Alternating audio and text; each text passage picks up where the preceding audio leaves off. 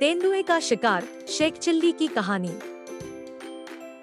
एक दिन शेख चिल्ली की किसी काबिलियत को देखते हुए झज्जर नवाब शेख फारूक ने उसे अपने यहाँ नौकरी दे दी। दिन बीतते गए और शेख ईमानदारी से अपना काम करता रहा।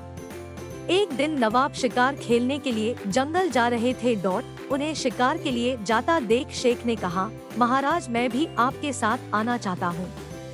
नवाब ने हंसते हुए उसे समझाया कि तुम वहाँ नहीं जा सकते हो, तुमने जीवन में कभी किसी चूहे का भी शिकार नहीं किया होगा, तो तुम जंगल चलकर क्या करोगे। झज्जर नवाब से यह सुनकर दुखी आवाज में शेख चिल्ली बोला, आप मुझे अपनी काबिलियत दिखाने का एक मौका तो दीजिए।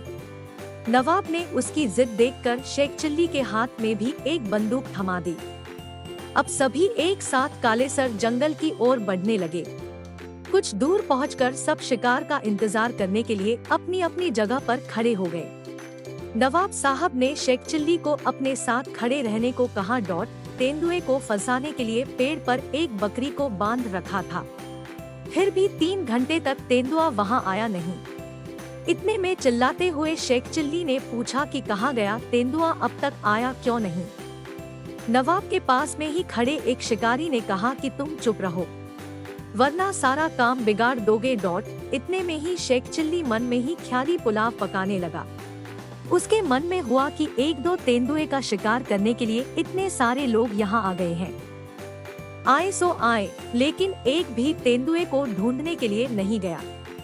सबके सब पेड़ के पीछे छुपकर उसका इंतजार कर रहे हैं। फिर शेख के मन में हुआ कि मेरा बस चले तो मैं बंदूक लेकर सीधा तेंदुए को ढूंढने के लिए निकल जाऊं। उसे ढूंढकर उसके पीछे पीछे चुपचाप से चलने लगूंगा और जैसी ही वो मेरे तरफ देखेगा तो उसका शिकार कर दूंगा। इतना सोचती ही शेख ने खुद से कहा कि वैसे सुना है कि तेंदुए बहुत तेज दौड़ते और बड़ी छलांग भी लगाते हैं। अगर वो मेरे ऊपर चढ़ गया तो क्या होगा। इस विचार को शेख चिल्ली ने अपने मन से जाने दिया।